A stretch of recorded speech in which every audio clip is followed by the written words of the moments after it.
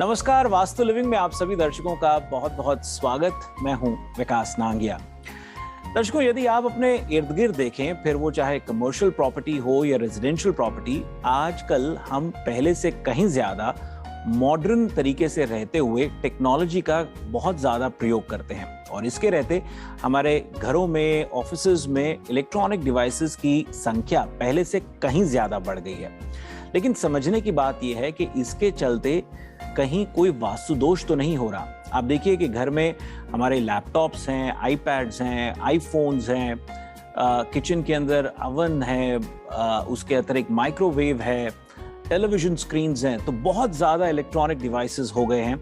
यहाँ तक कि अगर हम इंटरनेट की बात करते हैं तो घर में मोडेम हो या राउटर हो जो तकरीबन 24 घंटे चलता रहता है, इससे भी कहीं ना कहीं हो सकता है कि जो मोशन क्रिएट होता हो उसके भी कहीं ना कहीं वास्तु को ध्यान में रखते हुए कुछ नेगेटिव इम्पैक्ट हो। आज हम अपनी वास्तु और फंक्शुई कंसल्टेंट पल्लवी जी से इस विषय को और बेहतर तरीके से समझने का प्रयास करेंगे। आज हम उनसे चर्चा करेंगे vastu myths and electronic devices पर।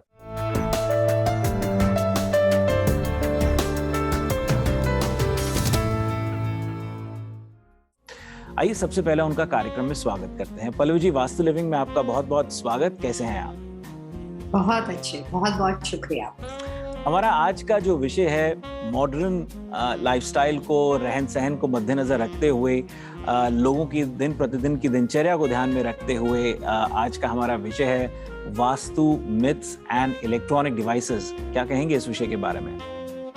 बहुत अच्छा विषय है। जब इस विषय के बारे में डिटेल में हम जब बातचीत करेंगे तो हमें पता चलेगा कि हमारी पूरी जो दिन की जर्नी होती है वो आजकल सिर्फ और सिर्फ इलेक्ट्रॉनिक चीज़ों के साथ ही जुड़ चुकी है। दिन में खड़े होने से लेकर रात के सोने तक हमारे आसपास सिर्फ एक ही चीज़ होती है और बहुत तरह के अलग अलग तरह के इलेक्ट्रॉनिक हमारे आसपास घूमते हैं और वो हमारी लाइफ का हिस्सा बन चुके हैं। ये बात तो सही आपने कही कि ये जो बदलते दौर के जो हमारा इलेक्ट्रॉनिक्स के साथ जो उठना बैठना है, रहन सहन है, वो हमारी जिंदगी का कहीं ना कहीं अहम हिस्सा बन गए हैं। हम सुबह उठते हैं तो फोन पर नजर होती है, सोने से पहले भी फोन पर नजर होती है। घर परिवार में सभी सदस्य चार्जर्स यूज कर रहे हैं, बहुत कुछ ऐसे डिवाइसेस को यूज कर रहे हैं जिसका हमारी जिंदगी पे, हमारे रहन सहन पर क्या इम्पैक्ट होता है उस और तो कभी ध्यान जाता ही नहीं है।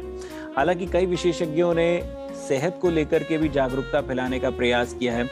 आप वास्तु कंसल्टेंट होने के नाते थोड़ा इस विषय की तह में जाते हैं। क्या गाइड करेंगे कि किस तरह से हमें इलेक्ट्रॉनिक्स डिवाइसेस के प्रति जागरूक रहना चाहिए?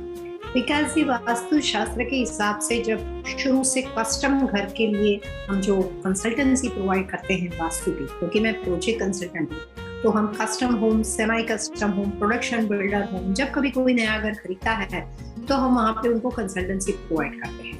तो जो घर ऑलरेडी बन चुका है तो उनको कंसल्टेंसी की मेथड डिफरेंट होती है, क्योंकि वो ऑलरेडी सब कुछ बना चुके हैं और उसके बाद उनकी लाइफस्टाइल और लिविंग स्टाइल को समझ के हमें उपाय करने होते हैं या हमें अपने सुझाव देने होते हैं। लेकिन जो नए तरीके से बनाते हैं उसमें जो हमें अलग अलग रिक्वायरमेंट क्लाइंट की होती है, घर में रहने वाले लोगों की नाम, डेट ऑफ बर्थ, घर का एड्रेस, जो भी घर के लिए वो फ्लोर प्लान चूज कर चुके हैं, प्रोडक्शन बिल्डर या कस्टम हो तो हम खुद बनाते हैं जी। तो उन सारी तमाम चीजों में एक चीज और भी ऐड होती है और उसको बोलते हैं इलेक्ट्रिक के लिए जो भी तरह की पूरे घर में व्यवस्था होती है वो इलेक्ट्रिक का लेआउट, यानी कि इलेक्ट्रिक के लिए जो उन्होंने पूरा लेआउट बनाया हुआ है वो वास्तु कंसल्टेंट कस्टम होम या सेमी कस्टम होम के जो ऑप्शंस होते हैं उसमें चेक करते हैं। प्रोडक्शन बिल्डर है, आप नया घर खरीद रहे हो, उन्होंने आपको सारे इलेक्ट्रॉनिक्स जो भी जितनी भी आपकी रिक्वायरमेंट है सारी दे दी है, तो वहाँ पे हम उसके नंबर ऑफ कैलकुलेशन करके ये भी देखते हैं कि जो इलेक्ट्रिक के सॉकेट लगे हुए हैं उसमें से कितने नंबर ऑफ सॉकेट रखने चाहिए वास्तु के हिसाब से, कितने नहीं रखने चाहिए।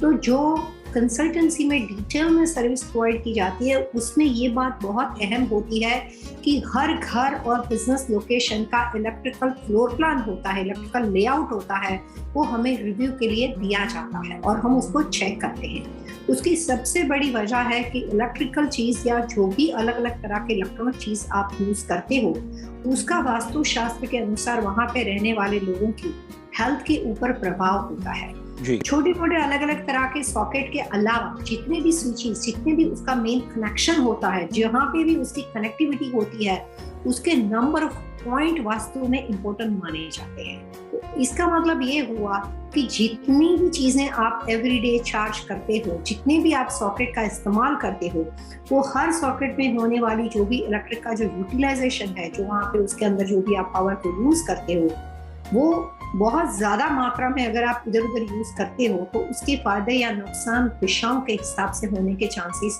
हो सकते हैं। जी, वाईफाई का दौर है पल्लवी जी, सब कुछ वाईफाई से कनेक्टेड है, कमर्शियल बिल्डिंग हो, रेजिडेंशियल हो, यहाँ तक कि एंट्रेंस डोर के तो आजकल मैं लॉक्स भी जो देखता हूँ ना, वो डिजिटल लॉक्स हैं जिसके अंदर वाईफाई से वो कनेक्टेड हैं और आप नंबर पंच इन करते हैं, इंटर करते हैं, और वो कमर्शियल रेजिडेंशियल दोनों जगह देखा जाता है। और इंटर करते ही घरों के अंदर जो है सिक्योरिटी के लिए भी सर्वर्स लगे हुए होते हैं, कैमरास लगे हुए होते हैं, बहुत सी चीज़ें हैं जो अगर हम गौर करें तो हम पाएंगे कि लगता है कि छोटी छोटी चीजें हैं, लेकिन सिक्योरिटी कैमरा है, घर के बाहर, घर के अंदर, सर्वर, राउटर, मॉडेम, बहुत सी चीजें हैं। एक एक करके थोड़ा गाइड कीजिए कि वास्तु की नजर से इनका क्या नेगेटिव इफेक्ट हो सकता है अगर वो सही जगह पे पोजीशन नहीं है। सबसे पहले ये है कि स्मार्ट होम की स्पेशलिटी ये है कि अभी आजकल आपका जो घर है वो आपके 2 फैमिली मेंबर एक अलग तरह से आपके साथ घर चलाने में आपकी हेल्प करते हैं, जिसमें सबसे है पहले एलेक्सा और सीरी, वो दोनों आपके घर का हिस्सा बन चुके हैं। बिल्कुल सही, बिल्कुल सही। एलेक्सा और सीरी को आप हर बात में कह सकते हो कि आपको लाइट स्विच ऑन करनी है, ऑफ करनी है, आपको अपने कर्टन जो भी तरह से आपको चाहिए, आपको कर्टन खुले चाहिए, बंद चाहिए, वो सारा एलेक्सा को करना है। घर के दरवाजे में जैसे ही घर में आप कम्युनिटी में एंटर करते हो, उसके बाद एलेक्सा अलर्ट हो जाती है, उसको पता है कि आप आ रहे हो, तो आपके लिए सारी जो तैयारियां होती है वो करना शुरू कर देती है। इवन छोटे छोटे बच्चे भी जो आजकल है घरों के अंदर, वो भी एलेक्सा की हेल्प से ही सारी चीजें जो भी लाइट्स वगैरह हो ऑन ऑफ करते हैं। लोग खड़े होके काम करने की जो सिस्टम थी वो धीरे धीरे कम होती जा रही है। वास्तु कंसल्टेंट होने के नाते मैं सिर्फ ये कह सकती हूँ कि इतने ज्यादा अलग अलग तरह के जो स्मार्ट वर्ल्ड के इलेक्ट्रॉनिक जो गैजेट्स आपके आसपास घूम रहे हैं, उसमें कुछ लोगों की लाइफस्टाइल ऐसी है कि वो अपने घर को ज्यादा केयर नहीं करते हैं, तो ये सारे जो वायर्स होते हैं वो टंगे हुए और हैंगिंग पोजीशन में दिखाई देते हैं। बिल्कुल। लैपटॉप होंगे तो उसके पीछे बहुत सारे वायर्स बने होंगे, सेलफोन होंगे तो उनके सारे चार्जर वहां पे टंगे हुए होंगे, क्योंकि उनको जो भी तरह की वायरिंग सिस्टम है वो उन्होंने इनबिल्ड नहीं रखी है। तो कई बार काफी लोग ऐसे हैं कि उनको कोई फर्क नहीं पड़ता कि वहाँ पे वायर है कि नहीं है। तो वास्तु कंसल्टेंट होने के नाते पहले खास बात ऐसे लोगों के लिए करते हैं जिनको एक आदत बन चुकी है कि अपने घर में यहाँ वहाँ इधर उधर फैलते हुए वायरिंग को खुले में छोड़ देते हैं, यानी कि वो दिखाई देता है। तो जितना वास्तु में ये कहा जाता है कि जो भी आप पढ़ाई करते हो, स्टूडेंट हो या किसी भी तरह के आप अलग अलग तरह की लाइब्रेरी आपके घर में बनी हुई हो, तो बुक्स कभी भी इधर उधर फैली हुई नहीं होनी चाहिए। आप कितने भी अच्छे बिजनेसमैन हो, लेकिन आपके बिजनेस का जो आपका जो डेस्क होता है, यानी कि आपका वर्क डेस्क होता है, वहाँ पे भी जो आपके पेपर्स वगैरह होते हैं, इंपॉर्टेंट चीजें होती है, वो फैली हुई नहीं होनी चाहिए, वो ऑर्गेनाइज करके आपको रखनी चाहिए। तो वास्तु शास्त्र सबसे पहले घर और बिजनेस के अंदर सबसे पहले बात में ज्यादा तवज्जो देता है कि चीजें ऑर्गेनाइज ढंग से होनी चाहिए, परफेक्शन के ढंग से होनी चाहिए।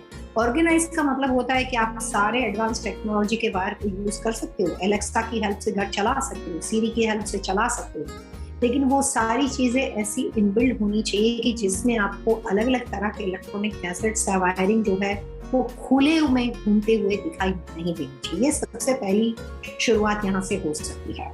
अब कुछ ऐसे लोग हैं जो इतने ऑर्गेनाइज्ड है कि उनको इस तरह की बातें पसंद ही नहीं है और उन्होंने सारी व्यवस्था इनबिल्ट की है, तो ऐसे लोगों के लिए भी ये जानना बहुत जरूरी होता है कि जो भी इलेक्ट्रॉनिक गैजेट्स के लिए आप लगातार बार बार जो चार्जर्स जो डेली लाइफ में सबसे ज्यादा सॉकेट का इस्तेमाल करते हो, कौन सी दिशा में आपने लगे, चाहे बेडरूम में सही, चाहे आपके फैमिली रूम में सही, चाहे फर्नीचर के साथ या मीडिया रूम में आप जहाँ पे मूवी देखते हो वहाँ पे आपने लगा रखे हैं।